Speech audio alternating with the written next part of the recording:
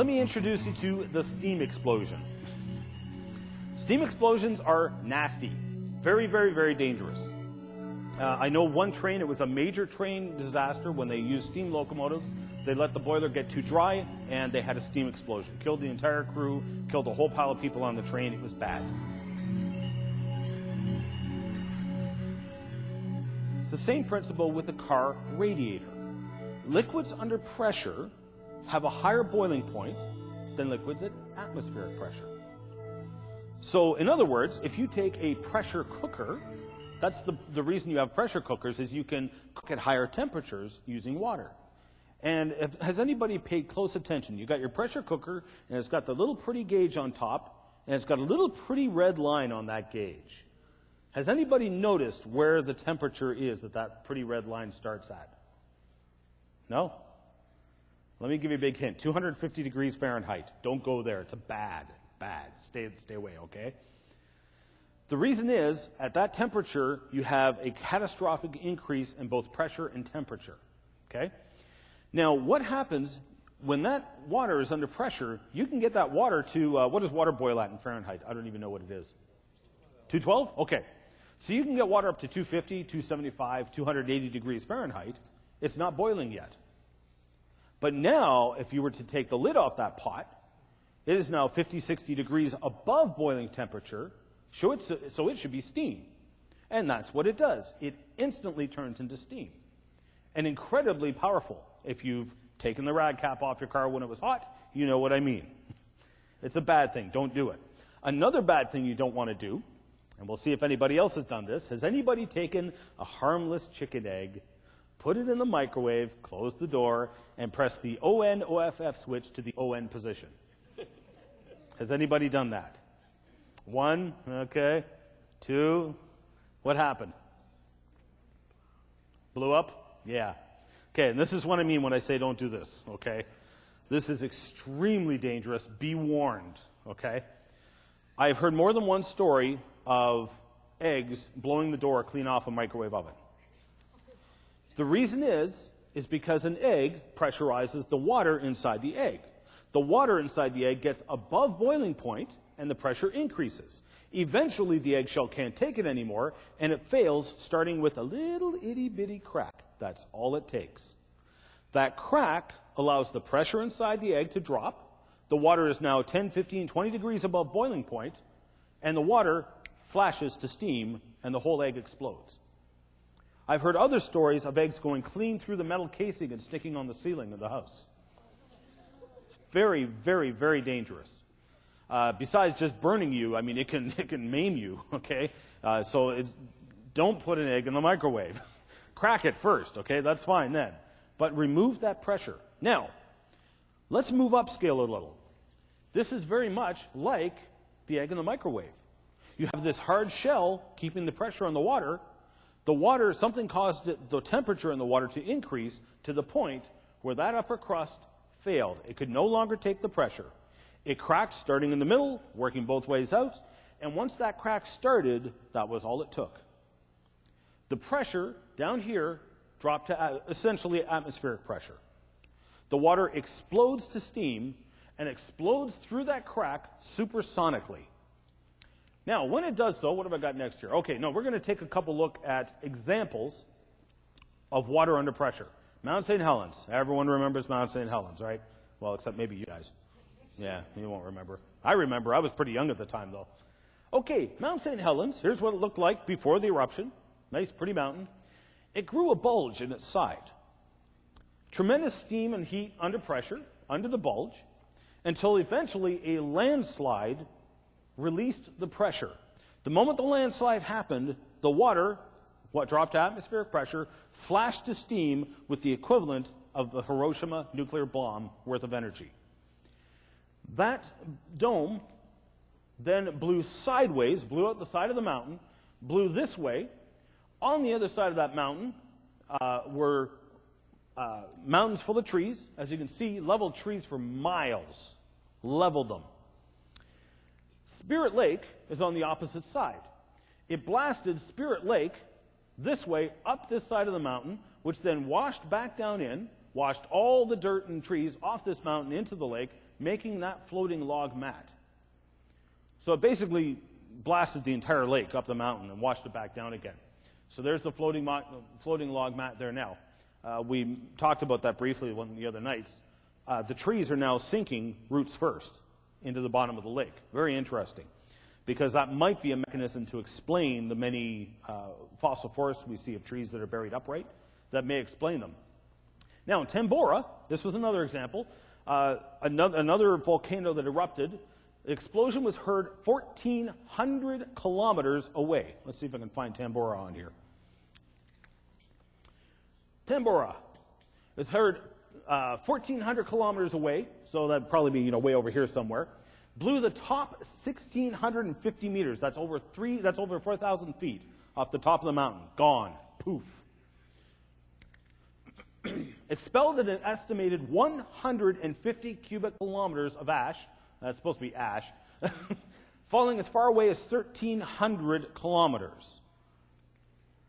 It formed a hole in the ground 6 kilometers in diameter. Okay, for you people who are not metric, that's, what would that be, about 4 miles, give or take? So that's a pretty big hole in the ground, okay? Pretty big explosion. It killed 10,000 people in the immediate vicinity. An estimated 82,000 worldwide died from starvation and disease. Why? Because it actually altered the global weather patterns. It was called the year without summer. It actually snowed in July here in the U.S. That was one volcano. Only one. Now, Krakatoa. Where's Krakatoa? Krakatoa. Okay, more than half the island vanished in one giant explosion heard 3,000 kilometers away in Madagascar. Let me switch hands here so you can see better. 3,000 kilometers away. That is a heck of a bang. Rocks were thrown 50 kilometers into the air. Again, this was one volcano, only one. The ash cloud ejected 80 kilometers into the air, turned day into night, nearly 500 kilometers in all directions. So over 300 miles in all directions. Bright daylight? It wasn't. It was dark. It was nighttime. The eruption caused a tsunami. Now, after the Indonesian tsunami, I don't need to explain what that is. We already know.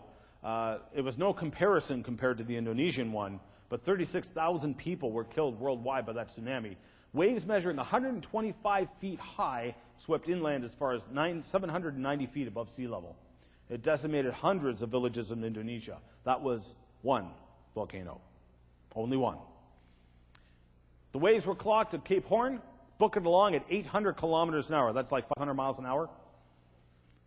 6,000 ships worldwide were destroyed from that tsunami. What I'm trying to demonstrate here is the idea of global catastrophism from modern day events. And these are very minor compared to what's gone on in the past. For example, Yellowstone Park, we now know, is actually one giant hole in the ground left behind by a volcano. And the thing that amazed me when I went through Yellowstone was the miles and miles and miles of hot springs and volcanic activity you can see all around you. And this is why. It's been a whole series of volcanoes. For instance, Mount St. Helens, by example, only ejected 1 cubic kilometer of magma, left behind basically no caldera, no hole in the ground, basically. Krakatoa, by comparison, blew 18 cubic kilometers of magma and left a 6-kilometer hole in the ground. Crater Lake. Okay, so that's the explosion area from Crater Lake explosion, one of the Yellowstone Park explosions. 75 cubic kilometers of magma were blasted into the air. It left a hole in the ground 30 kilometers long by 15 kilometers wide. Pretty big hole. Lava Creek Tuff. So there's the explosion area from Lava Creek Tuff. Left a hole in the ground 75 kilometers long. That's pushing 50 miles. It left 50 miles long and about 30 miles wide. Big hole in the ground. Blasted about 1,000 cubic kilometers worth of magma. And then the big one, Huckleberry Ridge. Roughly an estimated 2,500 cubic kilometers were blasted into the air, left a hole in the ground 100 kilometers in diameter. It's about 60 miles in diameter. That was one volcano. When you start taking a look at these numbers, you can see where Walt gets his numbers. If we're scaling up, we could estimate that the Huckleberry Ridge Tuff, just one eruption, was the energy equivalent of 2 million megatons of TNT. You can start to see where Walt gets his numbers when he says the hydroplate event was a cataclysmic flood whose waters erupted from worldwide subterranean and interconnected chambers with an energy release exceeding the explosion of 10 billion hydrogen bombs. You can start to see where he gets his numbers. Now, what happened here? That crack begins to erode. Now, as it erodes, again, the crack would have been following what is now the mid-oceanic ridge. So this would have been the crack in the upper crust. So water now jets out of there. According to his calculations, supersonic steam would have jetted up 70 miles into the atmosphere. Wait a minute, back up a second.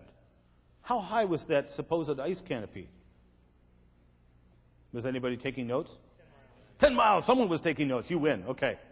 Talk to me later. I'll give you a prize. Okay. 10 miles. Wait a minute. Steam is going to melt that ice. So suddenly, this explains why the canopy was also destroyed at the same time as the flood. That's about the only thing that would bring it down.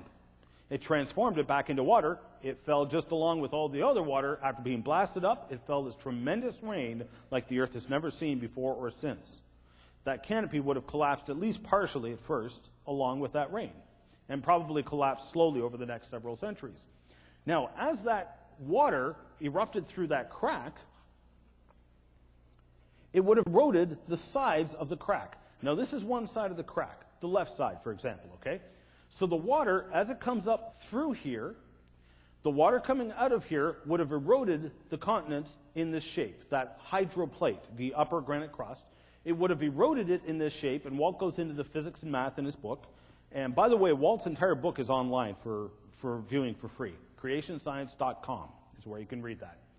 So it would have eroded it in this shape. So when the water finally ran out and the upper crust settled, gee, that matches pretty identically what we actually see on the continental shelf. Water gradually sloping off to 300 to 600 feet, drastically dropping off to the ocean floor. It lines up. Now, what would happen is that crack would erode, and it gets wider and wider until finally all this rock is now gone. This rock down here is under pressure. Has anybody taken two bricks and placed them on a waterbed beside each other? I'm curious. Nobody else has. Okay, that's fine.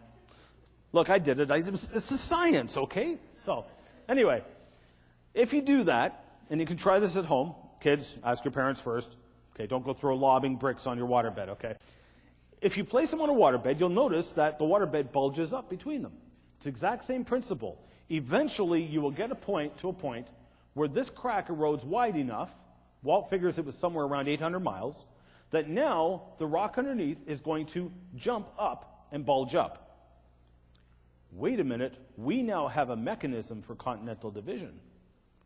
Dead simple. What made the continents move? Gravity. It's that simple. The continents slid downhill away from each other. They still had lubricating water, which was still escaping from the fountains of the Great Deep underneath them. They slid downhill away from each other. Now, if you were to follow the mid-oceanic ridge around the globe, you'll notice it crosses the equator in two places. Right here in the Atlantic, and right here in the Pacific. Now, the thing is, in the Pacific, it simply crosses the equator. But in the Atlantic, it actually follows the equator for about 800 miles.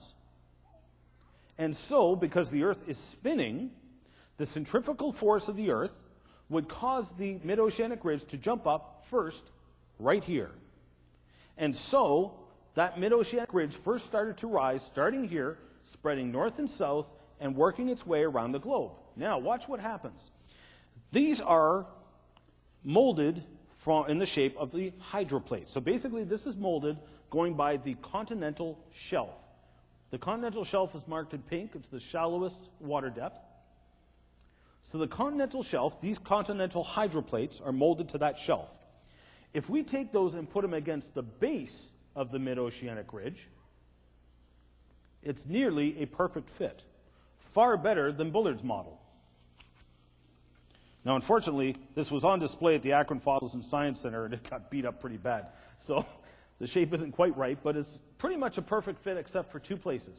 Right here and right here, which can both be accounted for if we only flatten out the mountain ranges on the East Coast just a little bit. So it's actually a very good fit for both Africa, the African hydroplate continent, and the North and South American hydroplate continent. And so, what apparently happened is that mid-oceanic ridge jumped up, starting there, which caused these two continents to start sliding first. All they did was slide east and west of each other to their current positions. Nothing complicated, but it works quite well. And that's all it took. It took gravity and a whole lot of water. That's all it took. So now, the North American continent, for example, is now sliding westward, according to Walt Brown's math, achieving speeds of up to 45 miles an hour. It now reaches the Pacific Rise and other resistances. It also starts to run out of water. So what happens? Just like a car hitting a brick wall, it crashes to a halt.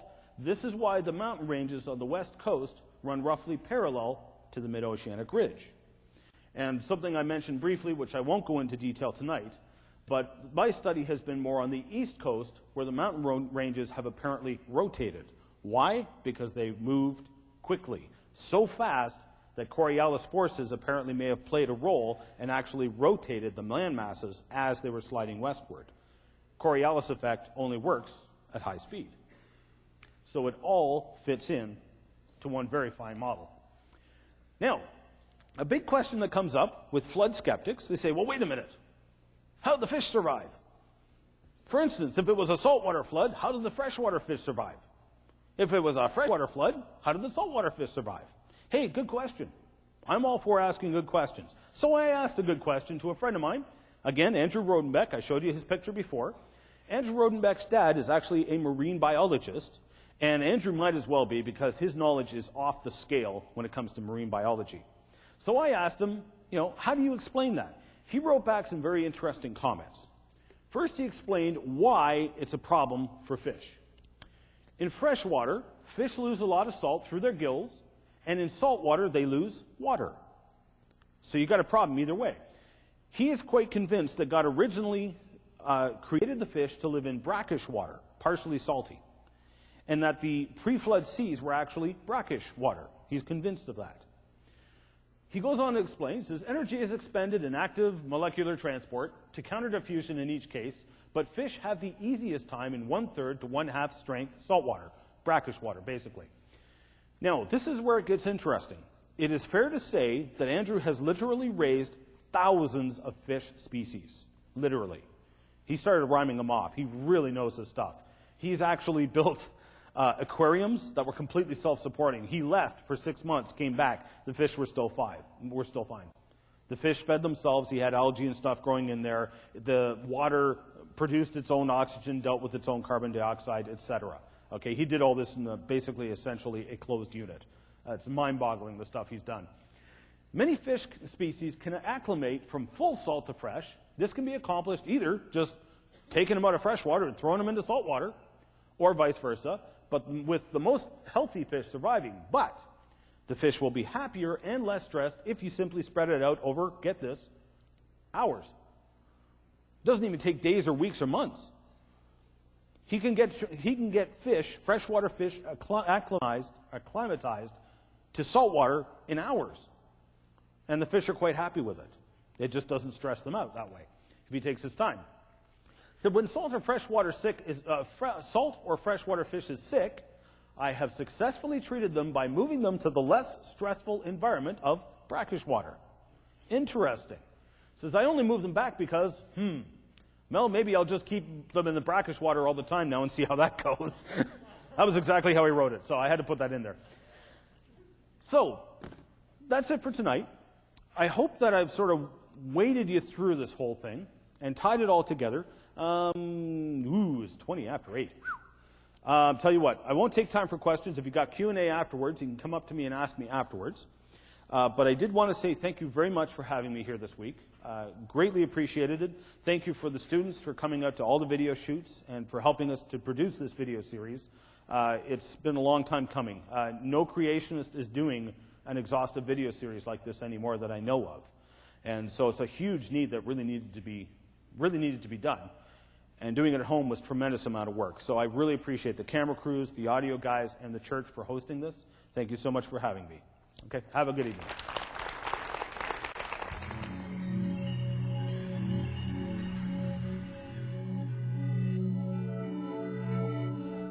Well, good morning, everyone. This is it. Last stretch. And if we can, I will try and leave time this morning for questions and answers, because I know that's something that everybody likes to have. And we'll see what happens there.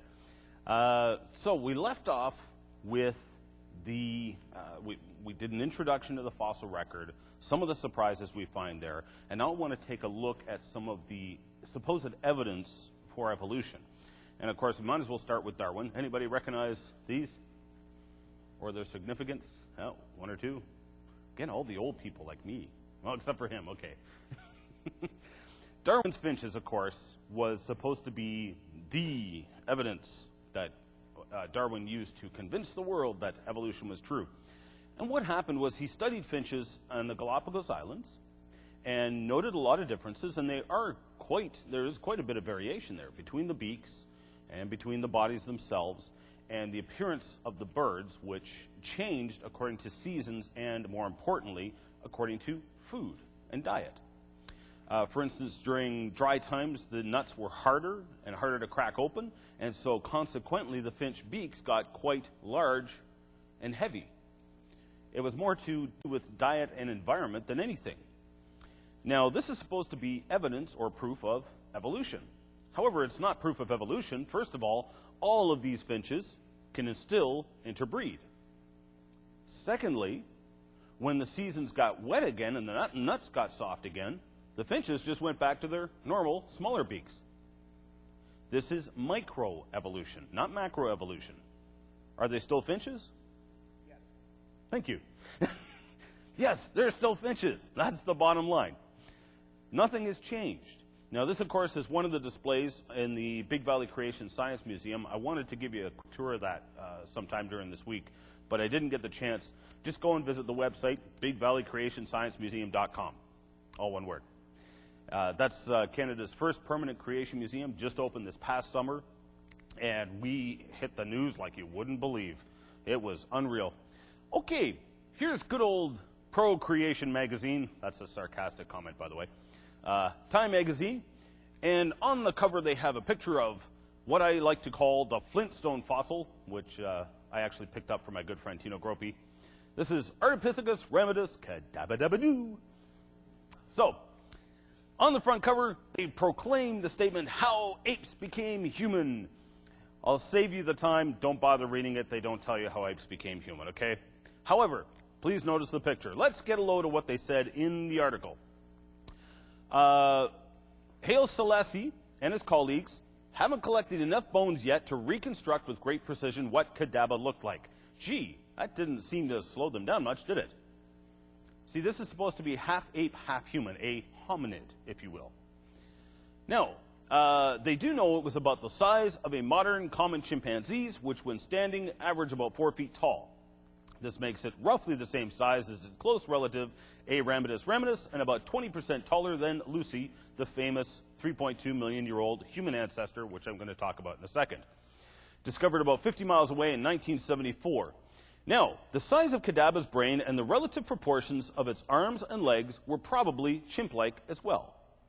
Now, yesterday we got a crash course in paleontology and digging up fossils and examining the fossils.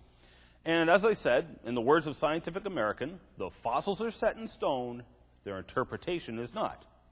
But now that you're trained professionals, here is Ardipithecus ramidus cadaba. Please examine these bones very carefully and tell me how you would estimate the size of its brain. You can't. However, evolutionists make the assumption on the brain size based on evolutionary presuppositions. It has nothing to do with the evidence. And in fact, this is incredibly scant evidence.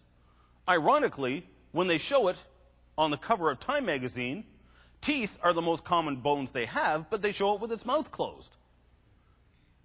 So my point here is always go back to the original evidence whenever you hear a claim about a supposed intermediate fossil, especially because the news media tends to promulgate it as something it is not, something really impressive. Now, in that article in Time magazine, they show this toe bone right here with the caption, "This toe bone proves that Kadaba walked upright." Now, Dr. Joseph Mastropiello then wrote an article responding to this in which he compared that toe bone to human toe bones, baboon toe bones, and chimpanzee toe bones. His conclusion was that it was most similar to the human toe bone, but still dissimilar enough to raise questions. The conclusion of his article was that their claims that walked upright was nothing less than far-fetched speculation. Yet, that is precisely what happens all the time. This brings us to an interesting point. It is possible that that toe bone is a human toe bone. And if you read the article, get this, you have to read it carefully, that toe bone was found 16 kilometers, that's 10 miles, away from the rest of the skeleton. Do you think that toe bone was part of that skeleton? No. I wouldn't think so. But because of evolutionary assumptions, it's on the same layer, therefore it must be the same time period. Humans weren't around at that time period, according to evolution. Therefore, it can't be a human toe bone. It must belong to the only species that was human-like at the time. It must be Kadabas. Can you see their reasoning here?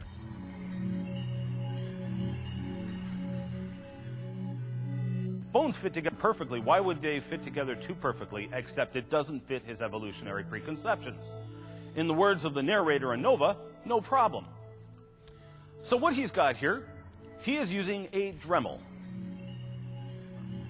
He is actually modifying the bone fragments to make them fit more like a human hip joint, or a human hip bone.